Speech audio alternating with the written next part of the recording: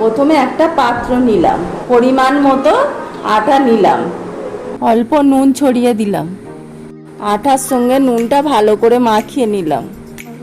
তারপর অল্প অল্প করে জল দিয়ে আটাটাকে ডো তৈরি করে নিলাম নরম। আটাটাকে 10 মিনিট ঢাকা দিয়ে রেখে দিলাম। ঢাকনা খুলে ডো থেকে ছোট করে সাইজের লেচি কেটে নিলাম।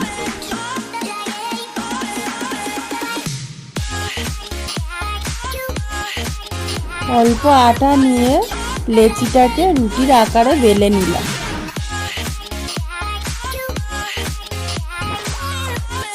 তারপর চাটুটা গরম হলে রুটিটা দিয়ে দিলাম। রুটিটাকে এক পিঠ উল্টে রুটিটাকে খুন্তি দিয়ে চেপে চেপে দিলাম। তারপর আমাদের রুটি তৈরি।